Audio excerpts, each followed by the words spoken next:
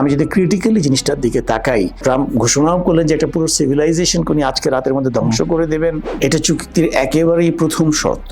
শান্তিপূর্ণ সমাধানের দিকে বিষয়টা এগোচ্ছে, যুদ্ধের ক্ষতিপূরণের ব্যাপারটা। So this is very critical.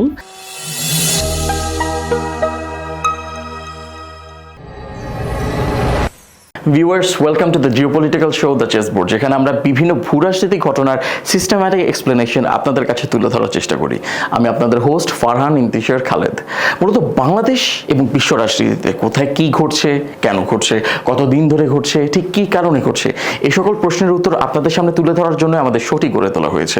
আশা করি প্রত্যেকটি এপিসোড থেকে এবং আমাদের বিশেষজ্ঞদের এক্সপ্লেনেশন থেকে আপনারা বুঝে নিতে পারবেন ঠিক কী ডিসকাস করছি আমরা এবং ঠিক কেন ডিসকাশন করা হচ্ছে। আমাদের আজকের টপিকটি খুবই গুরুত্বপূর্ণ। যুক্তরাষ্ট্র এবং ইরানের মধ্যকার শান্তি চুক্তি, এটি কোন দিকে আগাচ্ছে এবং এর ভবিষ্যৎ কি হতে পারে। খুবই ইম্পর্টেন্ট একটা টপিক, আমাদের সাথেই থাকবেন। মূল আলোচনা যাওয়ার আগে এই ব্যাপারে ছোট্ট একটা ভিডিও দেখে আসি।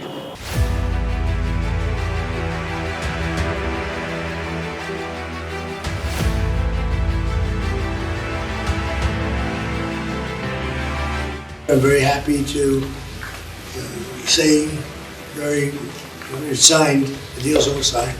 We have adhered to our commitments. The other side was obliged to compel those under its influence, specifically the Zionist regime, to cease fire in Lebanon.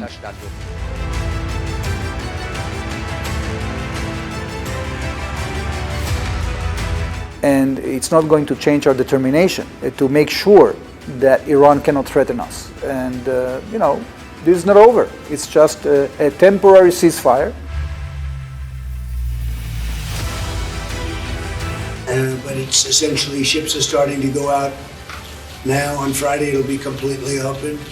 But I think a lot of great things are going to happen in the Middle East right now. And very importantly, the oil is plummeting down and the stock market is shooting up like a rocket today, like record kind of numbers. সুপ্রিয় দর্শক, আমাদের সাথে থাকার জন্য আপনাদের অসংখ্য ধন্যবাদ। আমার সাথে স্টুডিওতে উপস্থিত আছেন doctor Abdullah Al Yusuf. He is the research director at the Osmani centre for piece and security studies. Sir, আমাদের এই শোতে আপনার আবার আসার জন্য আপনাকে অসংখ্য ধন্যবাদ। আপনি কেমন আছেন?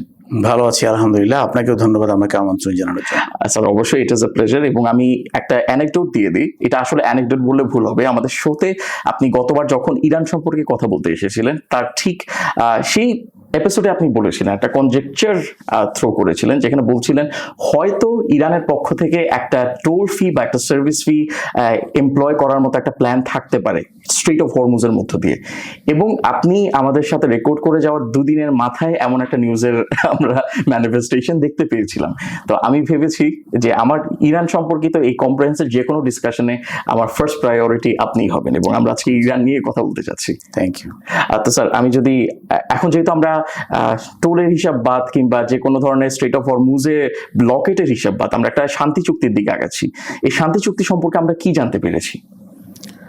শান্তি চুক্তি সম্পর্কে এই পর্যন্ত আমরা গতকালকে রাত্রি পর্যন্ত যে লেটেস্ট ডেভেলপমেন্টটা ছিল সেটা হচ্ছে, এটাকে ঠিক এই মুহূর্তে চুক্তি বলা যাবে না। It's a memorandum of understanding. দুটো আলোচনার দুটো পক্ষই তারা একটা চুক্তিতে পৌঁছানোর ব্যাপারে তারা নীতিগতভাবে সম্মত হয়েছে। There had been some understanding that we would like to reach an agreement, এবং এই অ্যাগ্রিমেন্টটা করার জন্য তারা 60 days, মানে ফাইনাল চুক্তিটা করার জন্য তারা 7 দিনের একটা সময় টাইম ফ্রেম তারা বেঁধে দিয়েছে। তারও আগে যেই মেমোরেন্ডাম অফ আন্ডারস্ট্যান্ডিং এর কথা আমরা বলছি, সেটাও কিন্তু যেটুকু আমরা জেনেছি that is through the leaked, মানে যেটা ড্রাফট যেটা ছিল সেটা যে লিকড হয়েছে, সেটা থেকে আমরা 14টা পয়েন্ট বা 14টা দফা সম্পর্কে আমরা জানতে পেরেছি। বাট এটা ফর্মালি কিন্তু এখন ইভেন এই মেমোরেন্ডাম অফ আন্ডারস্ট্যান্ডিংটাও কিন্তু এখনো ফর্মালি সাইন হয়নি।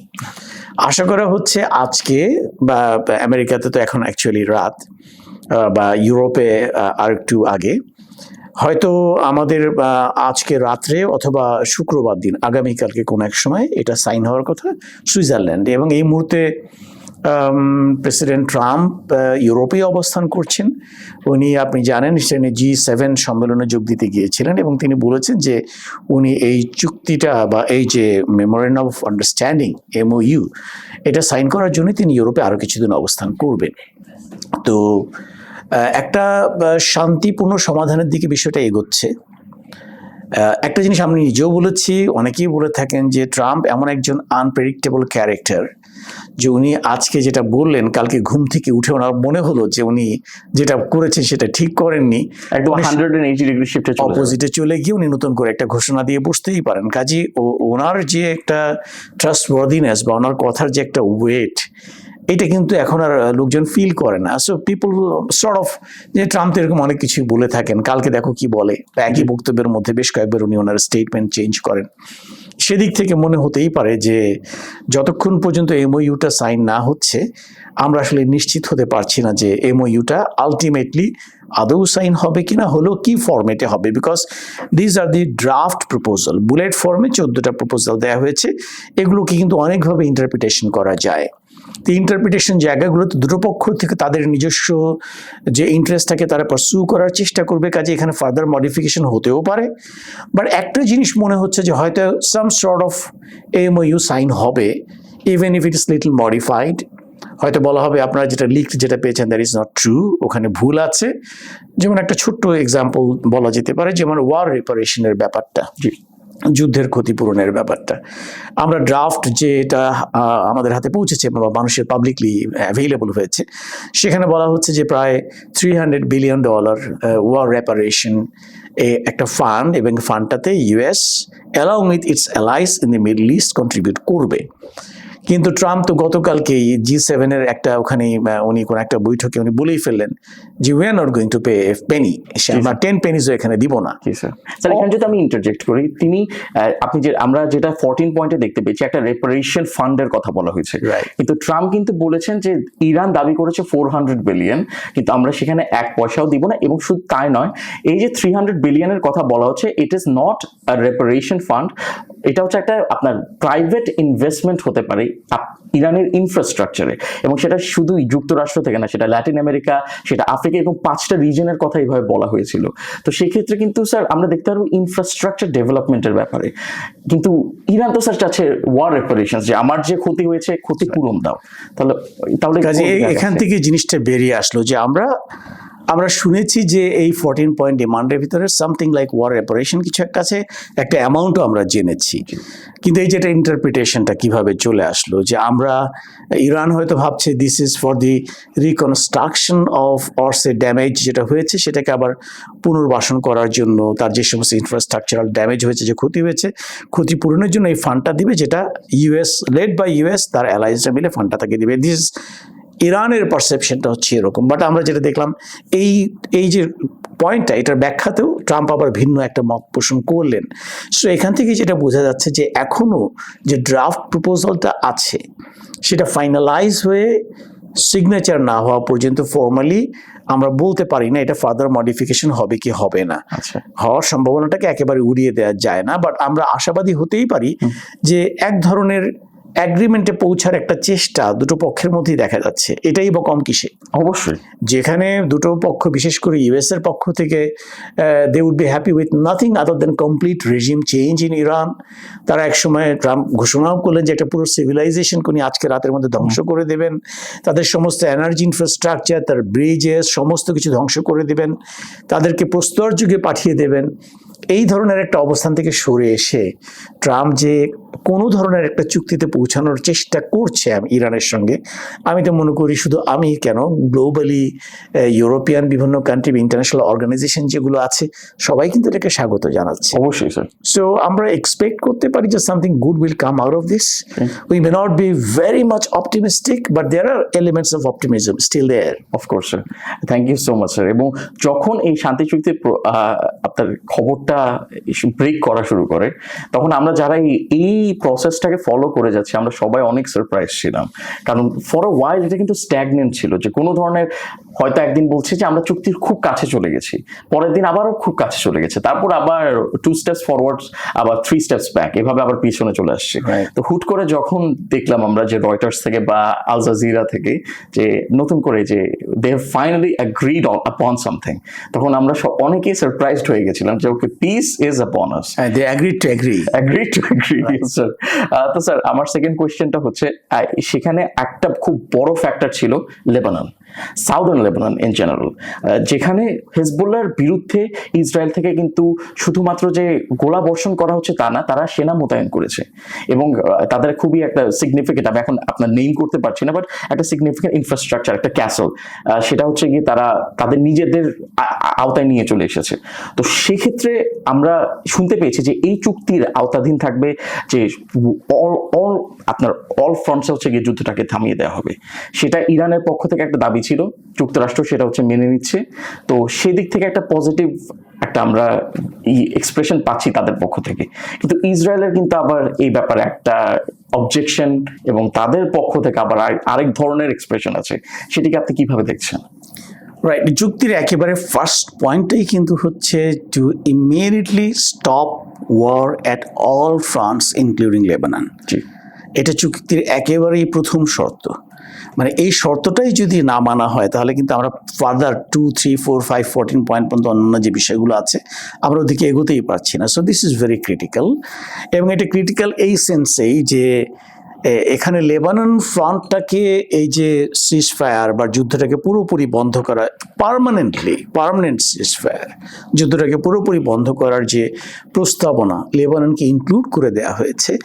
ইন্টারেস্টিং ব্যাপার হচ্ছে, আমি যদি ক্রিটিক্যালি জিনিসটার দিকে তাকাই, এই চুক্তির যে দুটো পক্ষের মধ্যে যে চুক্তিটা হচ্ছে, এখানে কি ইসরায়েল কিংবা লেবাননের কোনো পার্টিসিপেশন ছিল? তাদের রিপ্রেজেন্টেটিভরা কি এখানে যখন আলোচনা হয় পাকিস্তানে বা ইসলামাবাদে, তখন কি তাদের রিপ্রেজেন্টেটিভ ছিল? তাদের রিপ্রেজেন্টেটিভ ছিল না। এখানে ধরে নেওয়া হচ্ছে যে অ্যাক্সিস অফ রেজিস্ট্যান্সের ওয়ান অফ দি মেম্বার হিসেবে হিজবুল্লাহর পক্ষে Iran being the leader of that Axis of resistance, তারা তাদের পক্ষে কথা বলছে।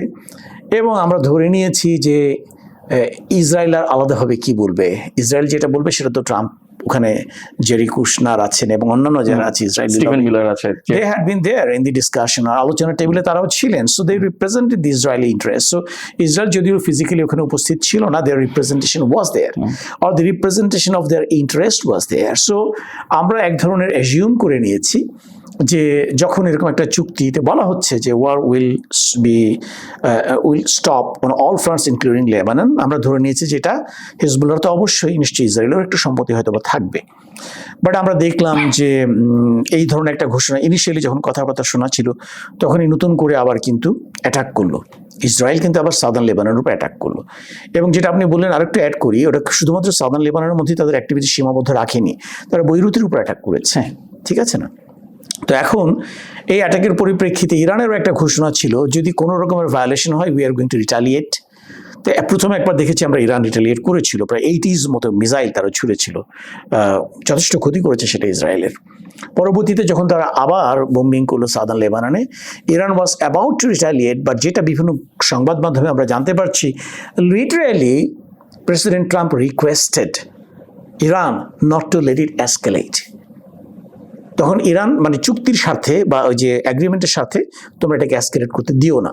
সো ইরান দে অ্যাপ্লাইড রেস্ট্রেইন্ট, ফলে কিন্তু এটা বাড়তে পারেনি। সো ইসরায়েলের ভিতর শুরু থেকে আমরা একটা অ্যাটিটিউড দেখতে পাচ্ছি যে কোনোভাবেই MOU কিংবা চুক্তিটাকে কীভাবে ফয়েল করে দেওয়া যায়, এটা তারা চেষ্টা করে যাচ্ছে, এখনও করছে। সেজন্যই আমি বলবো যে MOUটা সাইন না হওয়া পর্যন্ত এবং চূড়ান্ত চুক্তিটা 60 দিন পরে নিরাপত্তা পরিষদের একটা রেজলিউশনের মাধ্যমে ব্যাকআপ নিয়ে এটা সাইন না হওয়া পর্যন্ত আমরা নিশ্চিত করে কিছু বলতে পারি না যে এই চুক্তিটার ধরনটা কীরকম হবে। আর ইসরায়েল তো definitely they will try to foil it, because that goes against the interest of Israel, and it is Israel যে শুরু থেকেই কিন্তু এই যুদ্ধে আমেরিকাকে টেনে এনেছে ইসরায়েল, তারাই প্রভোগ করছিল। বিকজ আমেরিকা যে ন্যারেটিভগুলো দাঁড় করিয়েছে regarding existential threat from Iran, that's a falsified narrative that everyone understands, যে কোনোভাবেই ইরান US এর জন্য কোনো existential threat pose করে না, rather it is in the best interest of Israel to see the Iranian regime dismantle, collapse. So basically অনুরোধে ঢেকে গেলার মতো অনেকটা অবস্থা। ইসরায়েলের রিকোয়েস্টে বা তার পারসুয়েন্সের ভিত্তিতেই কিন্তু ইউএস এই যুদ্ধটাতে ইনভলভ হয়েছে। সো ইসরায়েলের স্টেকটা অবশ্যই সবচেয়ে বড় এখানে। কাজেই আমেরিকা একটা চুক্তিতে পৌঁছালেও ইসরায়েল এই চুক্তিটাকে সরাসরি অমান্য করতে পারবে কিনা সে ব্যাপারে আমার যথেষ্ট সন্দেহ আছে, বাট সেটাকে ফয়েল করার জন্য বিভিন্ন ধরনের সাবোটাজ তারা চালাতেই পারে। এখানে একটা জিনিস বলে রাখা ভালো যে ইসরায়েল কেন এটাকে স্যাবোটাজ করতে পারবে না, মানে এটাকে পুরোপুরি ডাইরেক্টলি ফয়েল করতে পারবে না, কারণ এই যুদ্ধটা অ্যাপারেন্টলি যদিও ইসরায়েল এখানে ওয়ান অফ দি কি প্লেয়ার, বাট ইসরায়েল কিন্তু basically like a parasitic state. সোজা কথা, সেই 1955 সাল থেকে শুরু করে আমেরিকান বা 1962 থেকে ফার্স্ট প্রেসিডেন্ট কেনেডি প্রথম যে মিলিটারি হার্ডওয়্যার বা মিলিটারি টেকনোলজির ব্যাপারে যে সাপোর্ট দেওয়া ইসরায়েলকে এটা শুরু হয়েছে since the time of president Kennedy in 1962। তারপর থেকে কন্টিনিউয়াসলি কিন্তু ইসরায়েলের যে শক্তিমত্তা আমরা দেখতে পাচ্ছি, this is basically the dependent on the USA. তারা ইউএসএর কাছ থেকে একটা সামরিক খাতে একটা বাজেট পায়, বরাদ্দ পায়, অনুদান। বাট দেন এগেইন এই অনুদান দিয়ে তাদেরকে কিন্তু আমেরিকা থেকে প্রয়োজনীয় টেকনোলজি এবং সমস্ত কিছু কিনে আনতে হয়। তো আমি যদি এটাকে প্লেন সাইটে বলতে চাই, ওর যে সামরিক ক্যাপাবিলিটি এর পুরোটাই কিন্তু বড় করা from USA. Over the time হয়তো তারা নিজেরাও কিছু টেকনোলজি ডেভেলপ করেছে, উইচ ইজ ভেরি ন্যাচারাল, তারা নিজেরাও করেছে, but that is very insignificant. Even তাদের আয়রন ডোম টেকনোলজি থেকে শুরু করে যা কিছু আছে প্রতিটাই কিন্তু ইউএসএর অবদান। কাজে ইউএসএ একটা ডিসিশন নেবে, একটা চুক্তি করবে এবং এটাকে তারা ভেহেমেন্টলি এটাকে তারা ডিফাই করবে, আই ডোন্ট থিঙ্ক তাদের ওই ব্যাকবোনটা আছে। আজকে ইউএস এর সাপোর্টটা না থাকলে ইসরায়েল মিডল ইস্টে একদিনও টিকে থাকতে পারে কিনা সন্দেহ, given the present reality, given the present military power of Iran. কাজেই এইটা ইসরায়েলের সরাসরি ভায়োলেট করার কোনো সম্ভাবনা আমি দেখি না। অফকোর্স স্যার, এবং এখানে তো শুধু স্যার মিলিটারি ক্যাপাবিলিটি না, ফাইন্যান্সিয়াল ফিজিবিলিটির দিকটা আমাদের দেখতে হয়। যেখানে হয়তো একটা ড্রোনকে ম্যানুফ্যাকচার করতে ইরানের $20,000 থেকে $30,000 মতো লাগতে পারে, সেক্ষেত্রে কিন্তু ইন জাক্সটাপোজিশন আয়রন ডোমের একটা ব্যাটারি কিন্তু স্যার $100,000 প্লাস তাদের খরচ হচ্ছে, which is a very big amount. আমরা যখন কনসিডার করি কি ধরনের একটা পারসিস্টেন্ট ওয়ার লাইক সিচুয়েশন আমরা দেখতে পেয়েছি, তো স্যার এখানে যেহেতু আমরা মেমোরেন্ডাম অফ আন্ডারস্ট্যান্ডিং এর কথা বলা হচ্ছে, তাহলে তো স্যার এটা তো it's not a full fledged agreement, তো এটা তো ভায়োলেশনের জায়গাটা অনেক থাকে। এবং G7 এর কথা যেহেতু আমরা তুলেছি, সেখানে কিন্তু ডোনাল্ড ট্রাম্প নিজেই বলেছেন যদি এখানে ইরানের তরফ থেকে কোনো ভায়োলেশন আসে, he will obliterate them through the use of missiles and a barrage of attack। তো সেটাকে আমরা কিভাবে দেখছি? তাহলে কি যেহেতু he is a capricious individual, আমরা কি দেখতে পাচ্ছি যে এটা পরবর্তীতে ভায়োলেট হওয়ার একটা প্রপেন্সিটি বা চান্স হাই থাকতে পারে? প্রথমেই যে জিনিসটা বোঝা প্রয়োজন, যদি মিস্টার ট্রাম্পের হাতে চুক্তি করা ছাড়া অন্য যে কোনো অপশন থাকতো তাহলে তিনি চুক্তিতে যেতেন না।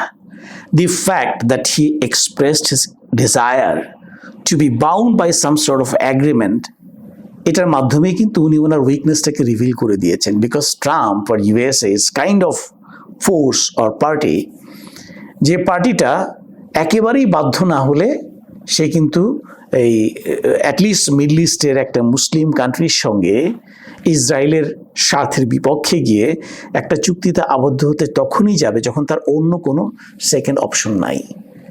যদি মিস্টার ট্রাম্পের পক্ষে, উনি গতকালকের বক্তব্যে বলছিলেন we keep on bombing 1 week, 2 weeks, 3 weeks or 2 months, maybe 3 years, এটা why does he say so? একটা সময় উনি কিন্তু বলেছিলেন যে ওদেরকে তাদের সমস্ত ক্যাপাবিলিটি ধ্বংস করে দিয়েছেন। আজকে why does he even think about 3 years bombing? That means he has started realizing this is not a solution like this, যে আমি আজকে ইসরায়েলকে বোম্বিং করে ইরানকে রাতারাতি আমি ধূলিসাৎ করে দেবো, এটা তো সহজ না, it might take a long time. That means এই লং টাইমে যুদ্ধটাকে পরিচালনা করতে গিয়ে পুরো গ্লোবাল ইকোনমির উপর যে প্রেশারটা পড়বে, যেভাবে ধীরে ধীরে USA is becoming friendless from the rest of the world, এবং পুরো ওয়ার্ল্ডে যখন গ্লোবাল ইকোনমি একটা ক্যাটাস্ট্রফিক অবস্থার দিকে এগিয়ে যাবে, তখন ওইটা কিন্তু ওই ঢেউটা এসে লাগবে ইউএসএর মার্কেটেও। সো একটা প্রচন্ড রকমের অ্যারোগেন্ট এবং কি বলা যাবে একটু ক্রেজি হলেও কারো পক্ষে কিন্তু এই ধরনের একটা যুদ্ধ অনন্তকাল ব্যাপী চালিয়ে নেওয়া সম্ভব না। এবং তার কিন্তু স্যার ইলেকশনের ম্যানিফেস্টোর মধ্যে ছিল যে নো মোর ফরএভার ওয়ার্স। রাইট, এখানে কতগুলো ইন্টারেস্টিং ব্যাপার বোঝার আছে, যেটা আমরা ভেবে থাকি যে ট্রাম্প তো বলেছে যে কোনো সময় তিনি চাইলে আবার বম্বিং শুরু করতে পারেন। আমরা যে কোনো চুক্তিতে কিছু গ্যারান্টি ক্লজ থাকে, তো এখানে বা পারফরমেন্স গ্যারান্টি থাকে। এই চুক্তির পারফরমেন্স গ্যারান্টিটা কি, এটা অনেকে প্রশ্ন তুলছেন যে ট্রাম্প যে এই চুক্তিটাকে মেনে চলবে তার আমার গ্যারান্টিটা, নিশ্চয়তাটা আমি কোত্থেকে পাচ্ছি, বা ইভেন ইরানি যে চুক্তিটাকে মেনে চলবে তার গ্যারান্টি ক্লজটা কোথায়, এটাকে এনশিওর করবে কে? Because America is the super power, তার উপরে তো কেউ নেই। অ্যান্ড গ্যারান্টি ক্লজটা কিন্তু embedded within the treaty itself বা এগ্রিমেন্ট ইটসেলফ। এর ভেতরে কি হবে এমবেডেড, যে প্রতিটা জিনিসটা কিন্তু every aspect of the treaty is contingent on the other. যেমন আমরা বলছি হরমুজ প্রণালী ওপেন করে দেবে কে? ইরান। ইরান বলছে আমি হরমুজ প্রণালী ওপেন করব যদি তুমি নেভাল ব্লকেট সরিয়ে নাও। ও বলছে আমি নেভাল ব্লকেট সরিয়ে নেবো যদি তুমি হরমুজ প্রণালী খুলে দাও। So this are contingent on each other. So this are the performance guarantee that if you do not behave, I am not going to behave either. Then again ধরা যাক এই যে লেবাননের ব্যাপারে যেটা বললাম, এটা একটা পারফরমেন্স গ্যারান্টি যে ইফ লেবানন যদি আবার যদি এখানে ব্যাটল ইনিশিয়েট করে ইসরায়েল, ওখানে যদি আবার অ্যাটাক হয়, then we are not going to abide by. So এটা হচ্ছে ওইটা একটা গ্যারান্টি ক্লজ, যে তুমি যদি চাও, ইরান বলছে তুমি যদি চাও আমরা চুক্তিটাকে মেনে চলি, তাহলে তোমাকে ফার্স্টেই লেবাননের উপর অ্যাটাকটা বন্ধ করতে হবে। So that's a guarantee clause. If you don't do that, I am not going to do this either. Of course. একইভাবে প্রতিটা জায়গাতে, যেমন নিউক্লিয়ার প্রোগ্রাম, মানে নিউক্লিয়ার প্রোগ্রাম এনরিচমেন্ট প্রোগ্রামটাকে বন্ধ করতে হবে। ঠিক আছে, এটা যেমন একটা আইএর অবজারভাররা ওখানে যাবে, এটা ডিটেইলস কিন্তু অনেক পরবর্তীতে এটা আলোচনার মাধ্যমে সেট করা হবে। যে আমি বলে দিলাম যে তুমি নিউক্লিয়ার এনরিচমেন্ট প্রোগ্রাম বন্ধ করে দাও, তুমিও বললো যে আমি নিউক্লিয়ার এনরিচমেন্ট প্রোগ্রাম বন্ধ করে দিয়েছি, but why do I trust you, why should I trust you? কাজে ওখানে একটা ওভারসাইট থাকতে হবে, সাম মনিটরিং মেকানিজম থাকতে হবে থ্রু IAEA। সেই অবজারভারদেরকে কতটুকু অ্যাক্সেস দেওয়া হবে, অনেকগুলো বিবেচনা করার বিষয় আছে। তো এখন বলা হচ্ছে যে যে ফান্ডটা ব্লক করে রেখেছিল, এটা কি ধরনের ফান্ড, তার উপর ভিত্তি করে প্রায় নিচে 14 থেকে শুরু করে উপরে $74 বিলিয়ন পর্যন্ত অ্যাসেট ব্লক করা আছে ইরানের। জি। তারা বলছে তোমাদের এই ব্লকড অ্যাসেটটাকে আমরা ছেড়ে দিব, তোমাদের তেল রপ্তানির উপর যে স্যাংশনটা ছিল সেটাকে আমরা ছেড়ে দিব। হ্যাঁ, বিনিময়ে কি হচ্ছে? বিনিময়ে তোমরা তোমার নিউক্লিয়ার এনরিচমেন্ট প্রোগ্রামটাকে স্টপ করো। This are again contingent on each other. তুমি যদি আমার যে বাজে যে সম্পদ ব্লক করে রেখেছো, আমার যে অ্যাসেট, এটাকে রিলিজ না করলে আমি আমার নিউক্লিয়ার প্রোগ্রাম বন্ধ করব না। তুমি আমার উপরে, আমার রপ্তানির উপর স্যাংশন তুলে না নিলে আমি নিউক্লিয়ার প্রোগ্রাম বন্ধ করব না। এও বলছে তুমি নিউক্লিয়ার প্রোগ্রাম যে বন্ধ করছো, এটা ক্রেডিবল এভিডেন্স দেখতে না পাওয়া পর্যন্ত আমি তোমার পুরো যে প্রপার্টি ব্লক পুরোটাকে ছাড়বো না, একটু একটু করে ছাড়বো। মানে we start getting signals from you that you are keeping your words and we also keep our words. Similarly, Hormuz প্রণালী ওপেন করার যে ব্যাপারটা, ওপেন করা বলতে আমি কি বুঝাই? There could be regulated opening. Regulated opening মানে কি, হয়তো আইডিয়ালি হরমুজ প্রণালী দিয়ে প্রতিদিন যে পরিমাণ শিপ পাস করার ক্যাপাসিটি আছে, ইরান হয়তো ওই পরিমাণ পাস করতে দিল না।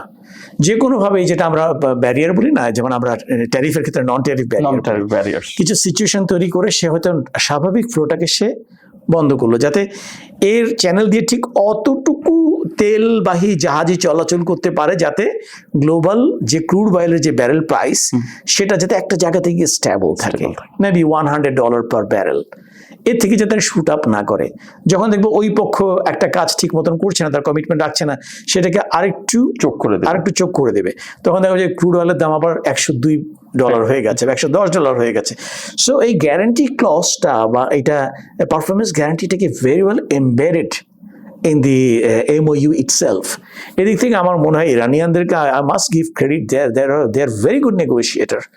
তারা যে অবস্থানে ছিল, ইউএস এর মতো একটা global power, super power, including ইসরায়েলের মতো modern army, supported by so many Gulf countries with full support, with তাদের জায়গা ব্যবহার করতে দেওয়া, বেস তৈরি করতে দেওয়া, আকাশ সীমানা ব্যবহার করতে দেওয়া, এটার বিরুদ্ধে দাঁড়িয়ে সে যে এমন একটা চুক্তির দিকে যেতে এই ইউএস লেড ফোর্সকে বাধ্য করেছে, that's a feat of negotiation, আমি বলবো নেগোসিয়েশন স্কিল, যে এই জায়গাটাতে চলে আসছে। Thank you so much sir. তো এই যে নেগোসিয়েশনটা হলো এবং আমরা একটা চুক্তির দিকে একাচ্ছি, সেটা মেমোরেন্ডাম অফ আন্ডারস্ট্যান্ডিং হলে হোক, প্রগ্রেস ইজ প্রগ্রেস স্যার। তো যেহেতু আমরা we are agreeing two agree, সেক্ষেত্রে গ্লোবাল রিসেপশনটা কেমন ছিল? ইউরোপ থেকে কেমন এসেছে, আমাদের এশিয়া থেকে কেমন এসেছে? যেহেতু গ্লোবাল অয়েল প্রাইসও কিন্তু স্যার যেদিন আমরা আভাস পাওয়া শুরু করলাম সাথে সাথে $84 নেমে আসলো আপনার, সেটা হচ্ছে মার্চের সময় থেকে সবচেয়ে কম অ্যামাউন্ট অফ প্রাইসের দিক দিয়ে, এবং বর্তমানে খুব সম্ভবত $80 পর্যন্ত নেমে গেছে। তো সেক্ষেত্রে আমরা কি দেখতে পাচ্ছি, গ্লোবাল রিসেপশনটা কেমন এই চুক্তি নিয়ে? গ্লোবাল পারসেপশনটা বা গ্লোবাল এটাকে ওয়ার্ল্ড কমিউনিটি কিভাবে অ্যাকসেপ্ট করবে তার তো অন্যতম প্রধান ইন্ডিকেটর হচ্ছে যে পুরো অন্যান্য যে দেশগুলো আছে আদার দেন দি ওয়ারিং নেশনস, বাকি যারা আছে তাদের একমাত্র কনসার্নটা কি? তার একমাত্র কনসার্ন তো যে আমি আমার জ্বালানি তেলটা ইম্পোর্ট করতে পারবো কম খরচে, যে দাম দিয়ে কিনতাম, যে পরিমাণে কিনতাম সেটা সময় মতো আমার এখানে আসুক, কারণ তার উপর ডিপেন্ড করে আমার ইন্ডাস্ট্রিগুলো রান করছে সব কিছু। সো অন্যান্য সব কথা বাদ, মানে আমরা ধরে নিতে পারি যে আমরা একটা সিভিলাইজড ওয়ার্ল্ডে বসবাস করি। There are lot of human cry that why people are being killed, তোমরা যুদ্ধ করছো কেন, ওগুলোকে বাদ দিয়ে দিলাম। আমি ম্যাটেরিয়ালিস্টিক্যালি চিন্তা করি। আমার তো কনসার্ন একটাই, যেমন বাংলাদেশে আমার কনসার্নটা কি, আমার একটা বিশাল লেবার মার্কেট রয়েছে মিডল ইস্টে, ওখান থেকে প্রতি বছর আমার প্রচুর রেমিটেন্স আসে। এই যুদ্ধকালীন পরিস্থিতির কারণে যে সমস্ত ইনফ্রাস্ট্রাকচারাল ড্যামেজ হয়েছে, ওখানে অনেক লোকের হয়তো জব লস হয়েছে, আমি রেমিটেন্সটা আগের মতো পাবো না। সিমিলারলি তেলের ব্যাপারে তো আমাদেরও কনসার্ন। এই যুদ্ধ শুরু হওয়ার আগে আমাদের 130 টাকা করে অকটেন ছিল পার লিটার, এখন 145, 2 ধাপে দামটা বেড়েছে। সো আমাদের কনসার্ন তো একটাই, যে আমাদের জীবনযাত্রার মানের উপর কোনো হুমকি তৈরি না হোক। আমাদের রেমিটেন্স যোদ্ধা যারা বাইরে আছে তাদের যে টাকাটা পাঠাতো, যার উপর ভিত্তি করে পরিবারগুলো বেঁচে থাকতো, সেটা হুমকির মুখে না পড়ুক, আমরা এতটুকুই চাওয়া। কাজেই যখন আমরা দেখছি some sort of MOU is about to be signed and which will ultimately lead to a sort of treaty being signed between the warring nations, and that gives me satisfaction that means the Strait of Hormuz is being opened. আমার তেল ঠিক যেই ফ্লোতে চলাচল করতো, সেই pre war সিচুয়েশনের মতো ওই পর্যায়ে যেতে না পারলেও তেল তো আস্তে আস্তে এখান থেকে আসা শুরু করবে। So there is no good reason why any country of the world except Israel, of course, should not welcome this treaty. Of course. সবাই এটাকে ওয়েলকাম করছে এবং ওয়েলকাম তারা ফর্মালি এটা জানাচ্ছে, including international organisation, European Union এবং অন্যান্য সবাই কিন্তু এই চুক্তিটাকে ওয়েলকাম করেছে। This is the global reaction. Thank you so much sir.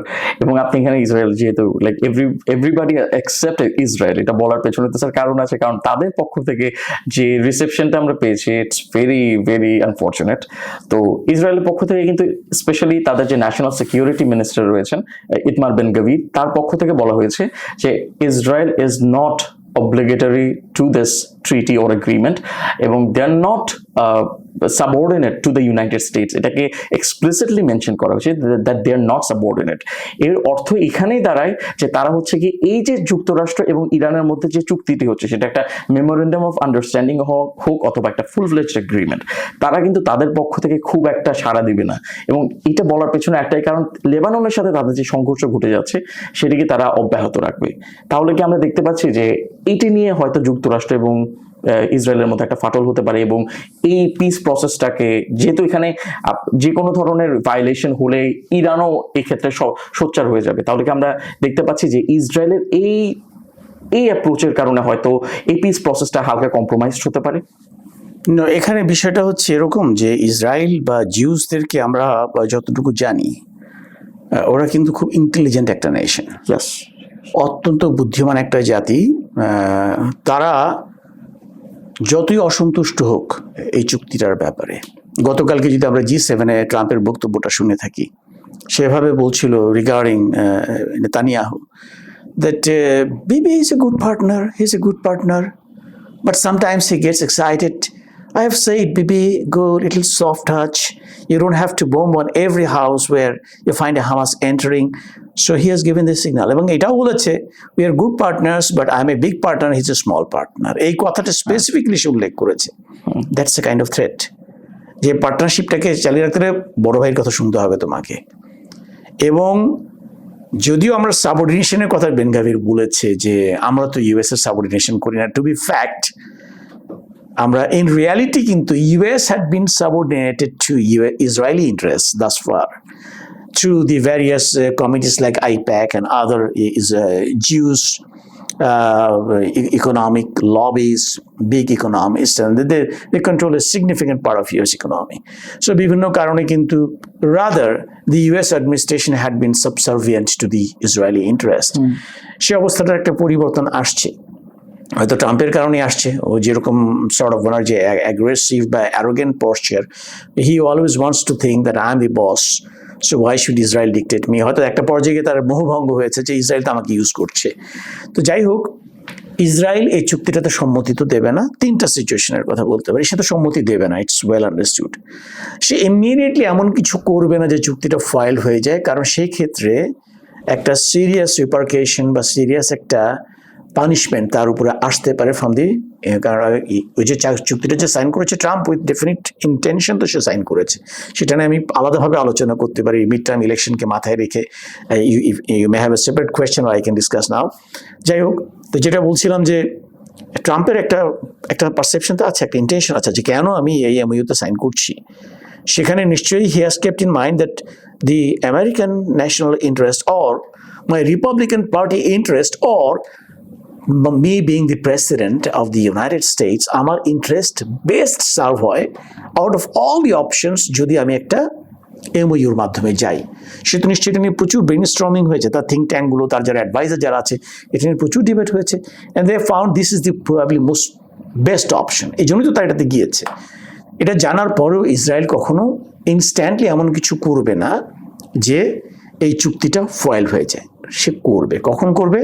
এই যে কতগুলো পারফরমেন্স গ্যারান্টির কথা বলেছি, এই যে 60 ডেজের টাইম লাইনটা দেওয়া আছে, যেটার মধ্যে দিয়ে দুই পক্ষকে অ্যাসেস করবে whether he is living up to his commitment আর he is also watching me whether I am living up to my commitment. So এই জায়গাটাতে একটা পর্যায়ে গিয়ে ইসরায়েল ইন্টারভিউ করার চেষ্টা করবে, সে পারসুয়েট করার চেষ্টা করবে ইউএসএ-কে। ইরান কিন্তু তার কথা রাখছে না। দেখো, তারা বলছিল এরকম করবে, তারা কিন্তু এটা করছে না, তারা চুক্তি কিন্তু ভায়োলেট করছে। এইভাবে করে তারা কন্টিনিউয়াসলি ইউএসকে পারসুয়েট করার চেষ্টা করবে। তারা এখনই কিছু করবে না, এর স্লো পয়জনিং এর মতো করে। During the process of 60 days they will identify each and every deflection from the commitment from the Iranian part, এবং এটাকে তারা হাইলাইট করবে to the US policy makers. You see, Iran is not behaving. You said that if Iran doesn't behave, I'm going to bomb onto him once again. So this is time to go for bombing. তারা এইভাবে করবে, right হবে। তারা কোনো আমার মনে হয় কোনো র্যাডিক্যাল বা কোনো একটা কোনো পদক্ষেপ তারা নেবে না চুক্তিটাকে শিবভঙ্গ। আমার মনে হচ্ছে না যে তারা আবার লেবাননে তারা বোম্বিং শুরু করবে বা তারা ট্রুপস ওখান থেকে রিডিউস করবে না। এই ধরনের কোনো কি বলবো ডিসপারেশনের ভিতরে আমার মনে হয় না ইসরায়েল যাবে। দে আর ইন্টেলিজেন্ট অফকোর্স, এবং আমরা ডোনাল্ড ট্রাম্পের পক্ষ থেকে তো দেখতেই পেয়েছি, তিনিও হচ্ছেন এই লেবাননে যে আক্রমণটা হচ্ছে এর বিরুদ্ধে কিন্তু তিনিও সমালোচনা প্রদর্শন করেছেন, এবং তিনি এই ব্যাপারে খুবই ওপেনলি অপিনিয়নেটেড হয়েছেন যে না, দিস ইজ নট রাইট এবং this is not the right time to do it, যে we must stop it, Israel must stop it. তো স্যার, আমরা শেষ প্রশ্নে চলে এসেছি। যেহেতু আমরা একটা মেমোরেন্ডাম অফ আন্ডারস্ট্যান্ডিং এর কথা বলছি, দিস ইজ প্রগ্রেস, এটা আমরা টাইম স্টেট করছি, বাট এই যে মেমোরেন্ডাম অফ আন্ডারস্ট্যান্ডিংটা সাইন হচ্ছে, which is looser than a full fledged agreement, আমরা কি এটাকে একটা ফুল-ফ্লেজড এগ্রিমেন্টে ট্রানজিশন হতে দেখতে পারবো? এমন কোনো সম্ভাবনা আছে নাকি হয়তো ওই যে 1 steps 2 steps forwards 3 steps back এভাবে করে হয়তো একটা ভায়োলেশন হতে পারে? আপনার কি মনে হয়? এমওইউটা সাইন হওয়ার ব্যাপারে নাকি আলটিমেট চুক্তিটা সাইন হওয়ার? আলটিমেট চুক্তিটার ব্যাপারে। এমওইউ তো স্যার সাইন হওয়ার দিকে আগাচ্ছি আমরা খুব সম্ভবত, এই যে শুক্রবারের কথাই বলা হচ্ছে। তাহলে কি আমরা এই যে এমওইউ থেকে কি আমরা একটা ফুল ফ্লেজড এগ্রিমেন্টে যেতে পারি? মানে এটা সম্ভাবনা? এই যে ফুল ফ্লেজড এগ্রিমেন্টে যাওয়ার জন্য তো 60 days একটা টাইমলাইন বেঁধে দেওয়া হয়েছে, বাট হোয়াট আই গেস যে অ্যাপারেন্টলি আমরা যখন একটা চুক্তির একটা পয়েন্টের দিকে তাকে জিনিসটা যত প্লেন অ্যান্ড সিম্পল মনে হয়, ব্যাপারটা ওরকম না। এর ভিতরে অনেক ইফস অ্যান্ড বাটস থাকে, কাজে এগুলোর ইন্টারপ্রিটেশনে দীর্ঘ সময় এগুলো নিয়ে যুক্তিতর্ক হয়, কাউন্টার আর্গুমেন্ট হয়, এবং ইট মাইট এক্সটেন্ড। যে 7 দিনের ভেতরেই যে একটা এগ্রিমেন্টে পৌঁছে যেতে পারবে, আমার সেটা মনে হয় না, প্রথম ব্যাপার। দ্বিতীয় ব্যাপার হচ্ছে একটা বড় জিনিস probably we are losing sight of, সেটা হচ্ছে এই চুক্তিটা করার পিছনে আরেকটা বড় মোটিভেশন ছিল কিন্তু ট্রাম্পের the upcoming mid term election. If you have noticed, সে G7 যে বক্তব্যটা দিয়েছে, সে চুক্তি নিয়ে যতটুকু না কথা বলেছে তার চেয়ে অনেক বেশি কথা বলেছে how Mister Barack Hussein Obama sold off the US interest to Iran During the how JCPOA যে তিনি বলছেন যে Barack Hussein Obama has bribed ইরানকে ঘুষ দিয়েছে সে 747 একটা গুড লুকিং 747 বিমানে করে সামথিং লাইক 1 বিলিয়ন সাম মিলিয়ন 1 বিলিয়ন 67 বা এরকম মিলিয়ন বা এরকম একটা অ্যামাউন্ট প্লেন ভর্তি করে সে পাঠিয়েছে ইরানের কাছে যাতে করে তারা জেসিপিওতে অ্যাগ্রি করে। আমি কি করেছি? আমি তো এসব Trump never bribes anyone, I am the boss, আমি চুক্তিটাকে বাতিল করে দিয়েছি। I am the man who kill Soleimani, এটা বারবার বলছিল সে। সুলাইমানিকে আমি পৃথিবী থেকে এলিমিনেট করি। That Soleimani, he was very intelligent but you know his typical style of talking. So তার কথা হচ্ছে বারাক হুসাইন ওবামা একটা চুক্তি করার বিনিময়ে ইরানকে ঘুষ দিয়েছে, আর আমি কি করেছি? আমি সেই চুক্তি বাতিল করে ওর উপর বোমা ফেলেছি। বলেছে how amazing the bombs are, he exactly use this sentence, the bombs are amazing. মানে আমি বোমিং করেছি বলেই এই লোক এখন আমার সঙ্গে চুক্তি সাইন করতে বাধ্য হচ্ছে। মানে এখানে কিন্তু তার প্রতিটা কথার ভিতরে there had been a comparison between how Mr. Obama performed as the president of USA and how he is performing as the president of USA. এই কম্প্যারিজনটা কিন্তু রিপিটেডলি সে হাইলাইট করেছে। কেন হাইলাইট করেছে? বিকজ এই রিপাবলিকান পার্টির বা প্রেসিডেন্ট হিসেবে তার জনপ্রিয়তা বোধহয় এই যুদ্ধের আগে 42% নেমে এসেছিল, এখন এটা 21% নেমে আসছে। So they are expecting a severe blow during midterm election. There is all the possibility যে ডেমোক্র্যাট এখানে ওয়াইড মার্জিন এখানে জিতে যাবে। তার উপরে যদি আজকে কোনোভাবে ইরান যদি আজকে পারমাণবিক বোমা তৈরি করেই ফেলতো, that would be a disastrous situation for the Republican. যে এতদিন পর্যন্ত আমাদের যেহেতু প্রেসিডেন্টরা ছিল তারা ইরানকে যে কোনোভাবেই হোক, মাথায় হাত বুড়ি হোক, যেভাবেই হোক বোমা বানানো থেকে তাদেরকে বিরত রেখেছিল। তুমি ট্রাম্প এসে পাগলামি করে তাদেরকে আজকে সে বোমা বানায় ফেলছে। সো ওইটাকে স্টপ করার জন্য তার কিন্তু চুক্তি করাটা দরকার ছিল। তা না হলে US would go for, Iran would go for making the nuclear weapon probably by now. তো that would be a minus point for him. তা সে বলবে যে দেখো, Iran was about to make the bombs, but I, Mr. Trump, I have compelled them to come to an agreement that they won't pursue the nuclear program anymore. এবং সে প্রতিটা জায়গাতে কিন্তু ওই ক্রেডিটটাই নিচ্ছে যে আমি ইরানের কাছ থেকে কথা আদায় করেছি যে তারা কোনো বোম বানাতেও পারবে না, বোমা কিনতেও পারবে না, neither produce nor purchase from elsewhere. এটাকেই সে একটা প্রাইড হিসেবে নিচ্ছে। এটাই হচ্ছে তার একমাত্র ট্রাম্প কার্ড, যে আমি যা কিছু ব্যবস্থা নিয়েছি এটার মাধ্যমে আমি ইরানকে পারমাণবিক অস্ত্র শক্তি হওয়া থেকে বিরত রাখতে পেরেছি।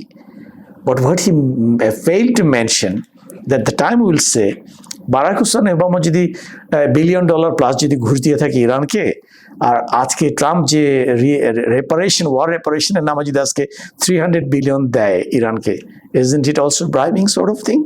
মানে we don't know ultimately how the MOU turns up. মানে ultimately whether US will at all participate in the war reparation fund, contribute to the war reparation fund, we do not know. Probably ফান্ডটা আসবে কোথা থেকে? It's public money, that's the public money. Of course. So এইটাই একটা বোঝার বিষয় যে এখানে অন্য সবকিছুর বাইরে যেহেতু ইউএস এর মিড টার্ম ইলেকশনটা একটা বড় মোটিভেশন হিসেবে কাজ করছে for mister Trump, R concern হিসেবে কাজ করছে। সো সে যে কোনোভাবেই আমার মনে হয় এই 60 দিনের যে টাইম লাইনটা আছে এটাকে টেনে সে মিড টার্ম ইলেকশনের পিছনে নিয়ে যাওয়ার একটা চেষ্টা তার পক্ষ থেকে থাকবে। সে কোনো কনক্লুসিভ জায়গাতে পৌঁছাতে চাবে না until and unless the midterm election is completed. Because he doesn't know যে এখানে যে কনক্লুশনে সে পৌঁছাকে চুক্তির মাধ্যমে এইটার ইম্প্যাক্টটা মিডটার্ম ইলেকশনের উপর কি পড়বে, পজিটিভ না নেগেটিভ, এটা আমেরিকান পাবলিক এটাকে কিভাবে নেবে, পজিটিভ না নেগেটিভ। সো সে আমেরিকান পাবলিককে একটা আনসার্টেনিটির ভিতরে রাখার জন্যই আমার মনে হয় সে 60 days টাইম লাইনটাকে সে অনার করবে না। সে বিভিন্নভাবে ছুতো দেখে এটাকে এক্সটেন্ড করে করে করে he will try to push it beyond the midterm election. That is my understanding. Okay sir, এবং it is a very very brilliant take on it, এবং আশা করছি এই যে এমওইউটা সাইন করার পর একটা ফলো আপ এপিসোডে স্পেশালি এই ইরানের উপরে আপনি আমাদেরকে জয়েন করবেন এই প্ল্যাটফর্মে। স্যার আপনাকে অনেক ধন্যবাদ আমাদের সাথে থাকার জন্য। পরবর্তী এপিসোডে আমার সাথে আছেন। Until then, thank you so much. তো সুপ্রিয় দর্শক, আপনাদের কেমন লেগেছে আমাদের এপিসোডটি অবশ্যই আমাদের কমেন্ট করে জানাবেন, আমাদের ভিডিওগুলোতে কমেন্ট করবেন, আমাদের ফেসবুক এবং ইউটিউব পেজে যাবেন, লাইক এবং সাবস্ক্রাইব করবেন, এবং যেটা বারবার করে বলছি, কমেন্ট করেই জানাবেন যে কেমন লাগছে, কোন টপিক দেখতে চান, আমাদের টপিকগুলো আপনাদের কেমন লাগছে, এবং পরবর্তীতে কেমন গেস্ট আপনারা প্রেফার করবেন। Until next time, thank you so much.